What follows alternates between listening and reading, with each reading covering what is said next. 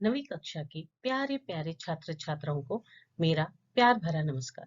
मैं उषा गिरी आपका दिव्यश्री चैनल में स्वागत करती हूँ।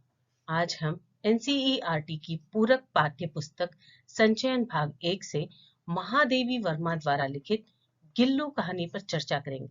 अगर आपको मेरा वीडियो पसंद आया तो लाइक, शेयर और सब्सक्राइब कीजिए। महादेवी वर्मा 1907 से 1987। महादेवी वर्मा हिंदी भाषा की प्रसिद्ध कवयित्री। कुल 8 वर्ष की आयु में 12 मासा जैसी बेजोड़ कविता लिखने वाली महादेवी की अन्य कुछ प्रमुख रचनाएं हैं निहार, रश्मि, नीरजा, सांध्यगीत, दीपशिखा, अग्निरेखा, गिल्लू, अतीत के चलचित्र, श्रृंखला की कड़ियां, स्मृति की रेखाएं, पथ के साथी। उन्हें ज्ञानपीठ पुरस्कार सहित प्राय सभी प्रतिष्ठित पुरस्कारों से सम्मानित किया गया। भारत सरकार ने उन्हें पद्म भूषण से भी अलंकृत किया। भावुकता व करुणा उनके कार्य की पहचान है और इन्हीं कारणों से उन्हें आधुनिक युग की मीरा भी कहा जाता है। हिंदी भाषा की प्रसिद्ध कवयित्री महादेवी वर्मा को जीव जंतुओं से विशेष प्रेम था। उन्हें पशु पक्षियों को पालने का बहुत शौक था। उन्होंने अपने घर को चिड़ियाघर बना दिया। वे उनके सुख सुविधाओं का बहुत ध्यान रखती थी। वे उनके रंग रूप, स्वभाव, व्यवहार तथा क्रियाकलापों का अवलोकन करती। उनके साथ खेलकूद में ही अपना दिन बिताती। तो चलिए अब मैं आपको महादेवी वर्मा जी की गिल्लू कहानी सुनाती हूँ। गिल्लू एक वास्तविक कहानी है। आप सोच रहे हैं ना कि ये गिल्लू कौन है?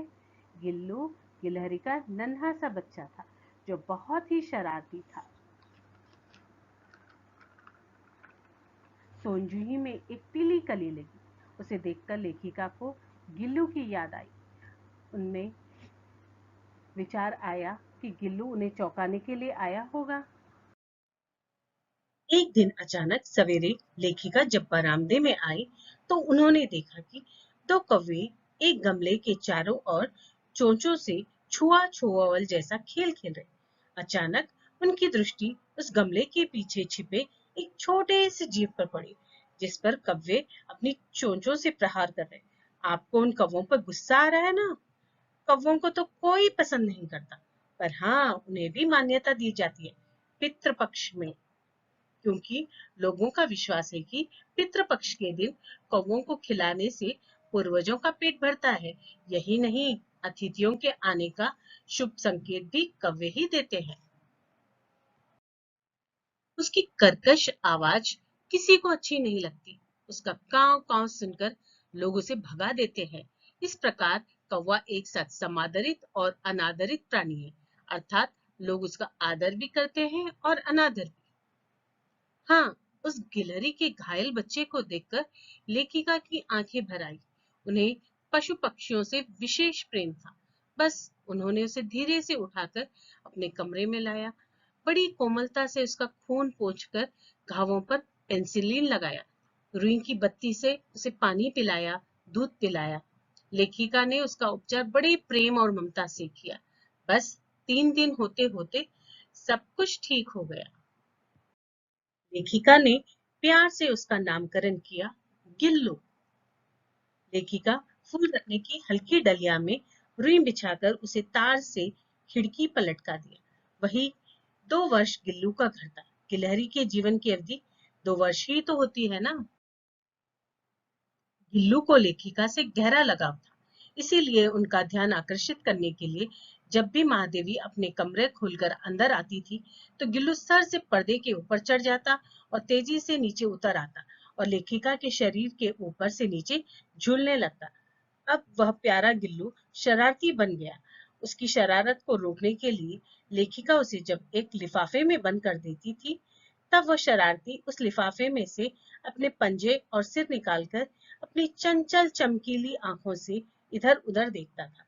काजू गिल्लू का प्रिय भोजन था। उसे जब भी भूख लगती वो लेखिका के पास आकर छिक छिक छिक छिक की आवाज करता और लेखिका के पास बैठकर एक एक चावल का दाना बड़ी कुशलता से उठाकर खाता था। लेखिका के घर के आंगन में सोन जूही की एक लता थी। उस लता के इर्द गिर्द रहना गिल्लू को बहुत पसंद था। वह लता से झट से उतरते समय अपनी झब्बेदार पूंछ फुला लेता ताकि उसे चोट न लगे। आपकी तरह वह भी समझदार और फुर्तीला था। महादेवी ने उसकी भावनाएं समझकर खिड़की की जाली की एक कील उखाड़ दी। लेखिका को चौंकाने के लिए गिल्लू कभी फूलदान में छिप जाता, तो कभी पर्दे की चुन्नट में, तो कभी सोनजुई की पत्तियों में।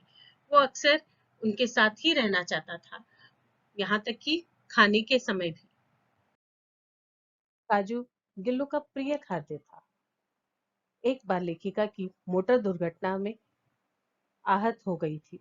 उन दिनों जब भी लेखिका के कमरे का दरवाजा कोई खोल कर जाता, तो गिल्लू झूले से उतरकर दौड़कर पास आता, लेकिन जैसे ही देखता वो लेखिका नहीं है, तो वो लौट जाता और उनके द्वारा दिए गए काजू भी उसने नहीं खाए। जब लेखिका अस्वस्थ हुई, तो गिल्लू उनके सिरहाने बैठकर परिचारिका की तरह अपने नन्हे नन्हे पंजों से बड़ी कोमलता से उनके सिर पर और बालों को प्यार से सहलाता। मूक जीव भी कितने संवेदनशील होते हैं। एक दिन अचानक गिल्लू बीमार पड़ गए। उसने खाना पीना छोड़ दिया। वह रात को अपने झूले से उतरकर लेखिका के बिस्तर पर आ गए और उनकी उंगली पकड़कर हाथ से चिपक गया। गिल्लू की इन चेष्टाओं से लेखिका को लगा अब गिल्लू का अंत समय निकट। वह बहुत दुखी हो गई। सुबह होते होते गिल्लू इस जीवन को छोड़कर अगले किसी जीवन में जन्म लेने चला गया। आशय यह है कि सुबह होते होते प्यारे गिल्लू की मृत्यु हो गई। सोनजूही के नीचे गिल्लू की समाधि बना दी गई, क्योंकि यही लता उसे बहुत पसंद थी। वह उसकी हरियाली में छिपकर बैठता था, खेलता था। सोनजूही की लता के नीचे बनी समाधि को देखकर लेखिका को लगा कि एक न एक दिन गिल्लू इसी लता पर पीले फूल के रूप में जन्म लेगा। मूक पशु पक्षियों की भी भावनाएं होती है, उन्हें भी प्यार चाहिए। वे भी हमारी तरह सुख दुख का अनुभव करते हैं।